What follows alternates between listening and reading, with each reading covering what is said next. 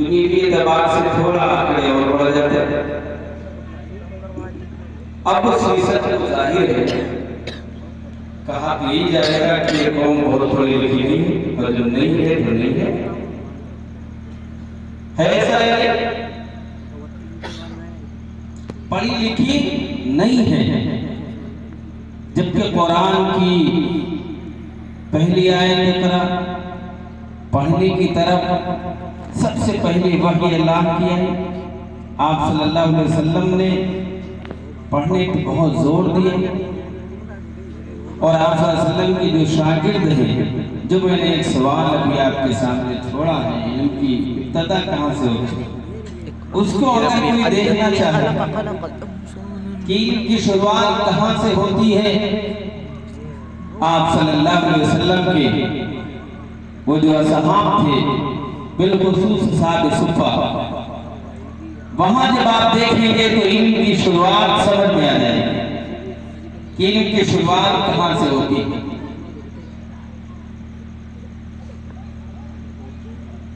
वहां जब आप देखेंगे तो सुफ़ा में पढ़ने वाले वो सहाबा जो घर से बहुत दूर आके मदीने के अंदर सुफ़ा चबूतरे पे पड़ गए, और सुफ़ा चबूतरे से पहले ये दारे अरकम में वहां मक्के के अंदर भी छुप के पढ़ते थे।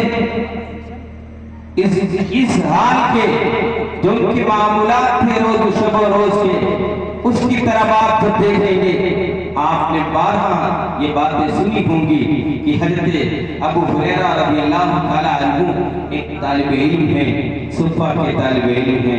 वो कभी कभी भूख की वजह से रास्ते पे लेट जाया करते थे, भूख की वजह से।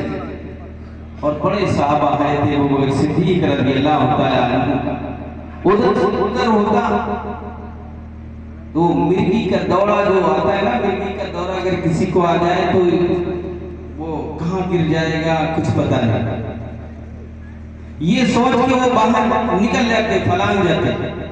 हैती उमर रज़ियल्लाहु ताला अन्हु का भी गुज़र हो गया।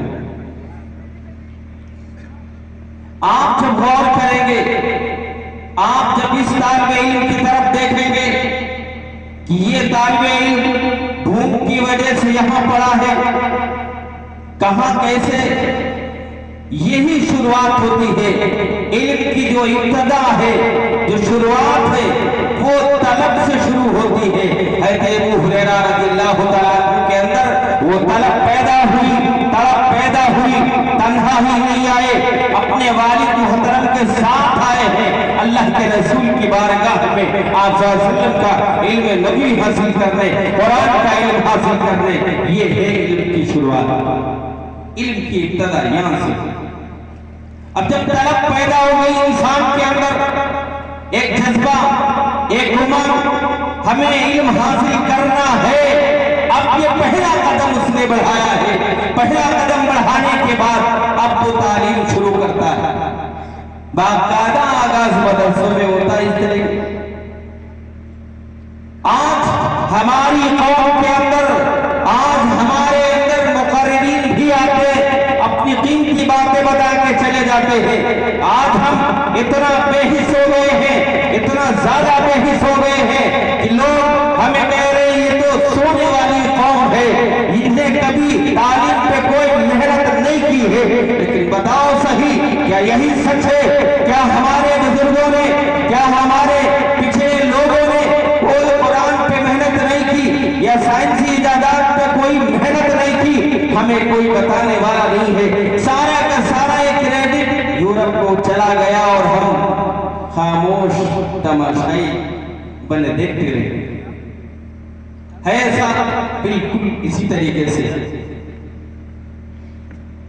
आप देखिए तारीख के अंदर, जब दुनिया छोटी छोटी बीमारियों के अंदर हलाक हो जाया करती थी, जिसकी कोई दवा नहीं थी, कोई इलाज नहीं था, उस वक्त बूसीना की शक्ल में आप देखिए ऐसी कीमियाई दवाएं बनाई, दुनिया वालों को दी कि जिसका बेहतरीन इलाज हुआ। यूरोप के अंदर उनके कोर्स पढ़ाए जाते हैं बाकायदा, जिसे पढ़कर डॉक्टर अपनी डिग्री लेता है और आज तरक्की करते करते यहाँ तक इंसान पहुंचा है कि किसी भी बीमारी को वो बड़ा नहीं समझती, बल्कि कहते वो आप देखिए आखिरी वक्त हो तब भी हार्ट की बीमारी, तब भी आप देखेंगे वहाँ इलाज चला, टीबी की बीमारी है तब भी, ये तो छोटी बीमारी हो गई ट्यूबरकुलोसिस वगैरह और जो भी बीमारियां हैं सबका इलाज है। तालीम पे ये मेहनत हमारे बड़ों ने की है और हमारी कितनी लापरवाही इस पे चल रही है, हम कितना लापरवाह है। दुनिया तुमसे सवाल करती है, बताओ तुम्हारे अंदर क्या है ऐसे तालिब इल्म अंग्रेजों का नाम लेकर दिया जाता है, मोहब्बत की तरह दिखाओ।